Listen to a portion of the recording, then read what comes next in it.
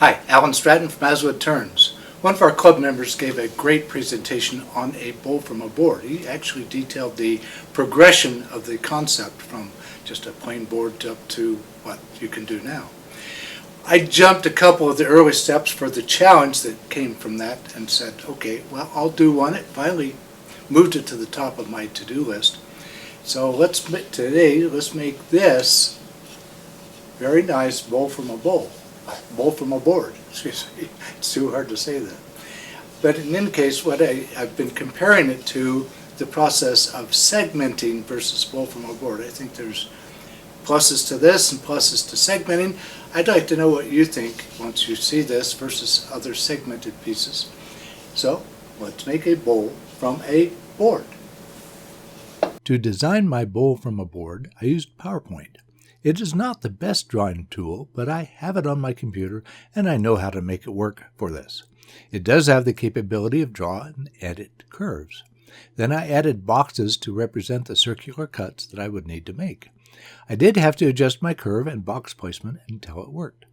Using the grid and some box sizes that are there in the software but not obvious to a casual user, I derived the diameters for each layer.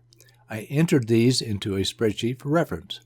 The fellow who presented this in our club had an incredible spreadsheet to draw curves and do calculations. While I have created my share of extreme spreadsheets, often simple is better. This is enough for me. For my bowl, I wanted to use a variety of woods to try to get the crazy spiral effect I've seen in others' projects. So I scavenged my shop for some appropriate wood and found maple, cherry, walnut, and some mystery wood. I'll go for it. One of my friends made this with thicker wood and then resawed the wood into 1/2-inch boards. I decided my wood was better suited to longer but thinner boards. At least my equipment works better this way. I have a gluing stand made from 4 pieces of MDF. To isolate the glue and wood from the stand, I like parchment paper. It is now a staple in my shop. I used to use waxed paper, but no longer. Lots of clamps. After the glue is dry, I cleaned up the wood and put it through the drum sander. Instead of cutting my wood in half or ring sawing, I left it separated. Note that my boards are not equal width. Equality is not required. I feared mixing up the wood, so I carefully labeled each piece for layer and right versus left. When put together, the combined width equals the length of each piece. I also taped the halves together.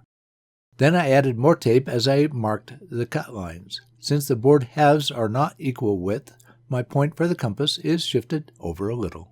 I've seen other people cut their rings on the lathe with a parting tool. Others have angled the cuts to get more from each layer. Still others use half boards like mine to saw on a bandsaw. Still others tilt the bandsaw table for angled cuts. For me, a bandsaw is a dangerous tool to be used with caution and respect. To me, tilting the blade multiplies the risk of losing a finger. I have settled on a standard perpendicular cut, even if I have to use a little more wood. My fingers versus wood is not a difficult decision. Then, since I have a scroll saw, I decided to try it out and see if it would work as well as a bandsaw. It was a little slower, but not much. More tape and more labeling to keep me straight. I dry stacked to take an early peek. Now what to do with those offcuts? Now to start gluing the rings into a stack. The first 2 rings are easy. I have my center compass marked to center each ring. However, I do not drive the live center into the wood. After centering with the point, I cover the point with a rubber stopper to protect the wood and provide clamping pressure. Subsequent rings do not have a center mark. I'm using a mini Longworth chuck that I designed and 3D printed to center my ring. In my opinion, this is the best use of a Longworth chuck. Another ring onto my stack. While that glue dries, I pull out my wedgie sled to cut segments for the top segmented walnut ring. The walnut strengthens the bowl and provides a lip. Then glued the segments into pairs using the rub joint technique I learned from a pattern maker. Then pairs together. Finally glued the segments into half rings where I can make witness marks to guide truing the rings on a sander. While I have used rub joints for half rings, I do prefer a band clamp. Back to gluing up my stack of rings. I've offset the joints slightly to get the spiral effect. Finally, the last ring from the laminated wood is on. That is 8 layers from 4 boards. It is a good time to cut off the corners and define the exterior curve. This is tougher than a stack of segmented rings with the alternating end grain and side grain in contrast to continuous side grain.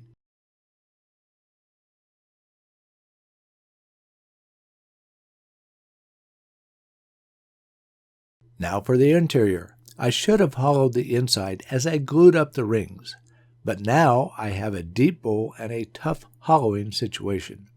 I have mounted a steady rest I purchased from Ron Brown's Best. I also decided to hollow with a round carbide cutter. I also figured this is a good time to exercise Ron Brown's stabilizer, since the tool will be hanging over the tool rest a lot. However, this is not working out well.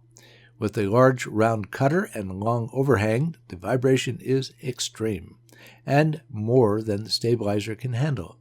While I make progress, the large cutter catches, and what is worse, the wood faceplate cracks from the stress.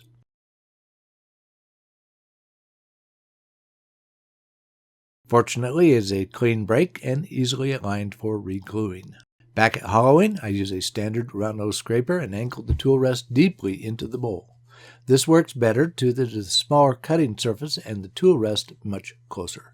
No need for the stabilizer. For the final portion at the bottom, I mount a curved tool rest that I rarely use, but is perfect for this case. Then sand the interior.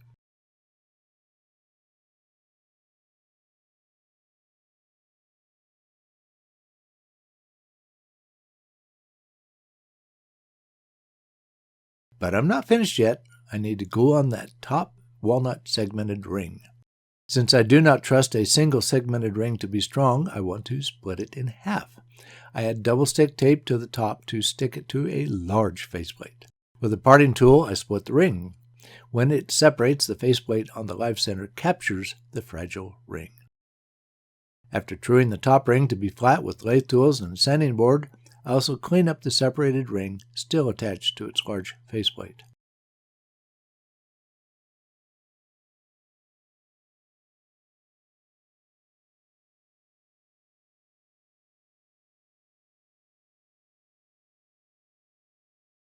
Then glue it together again with an offset that improves its strength.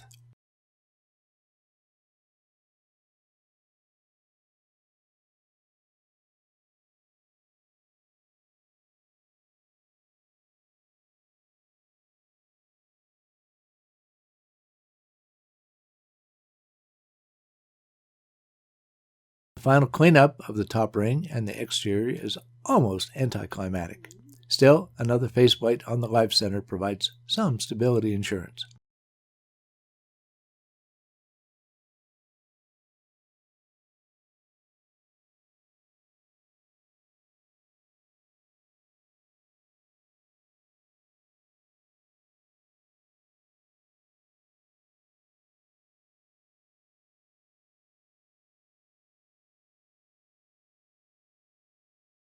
For this bowl, I'm finishing with wipe-on poly, at least 2 coats.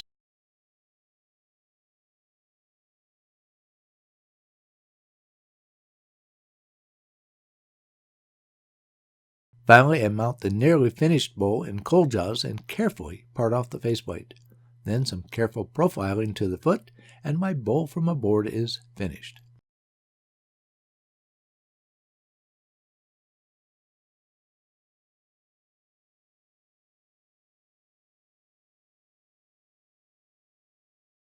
I'll note a couple of important accessories for this project. My sanding board with 80 grit sandpaper to flatten the top ring of a glued up block in preparation for another ring. For segmented ring centering, I've designed and printed small and medium-sized Longworth chucks. They do a great job of centering rings, even if I do not trust them on a rotating spindle. I appreciate club challenges and participate whenever possible. They are an important part of cementing new skills. This challenge bowl was my first bowl from a board. This has been on my agenda for literally years, but it took a challenge to bring it to fruition. I'm still debating this technique versus segmenting. Perhaps the answer is to combine them for the best of both. What do you think? Let me know in the comments. Please give this video a thumbs up and subscribe to my website as well as on YouTube. When you subscribe to my website, I email when there's a new video. This is a more reliable process than YouTube's wandering algorithm recommendations. Please tell your friends about my videos. I appreciate your comments and questions. Please wear your full face shield whenever the lathe is running. Yes, I nag. It's worth it if I can save one of you some pain.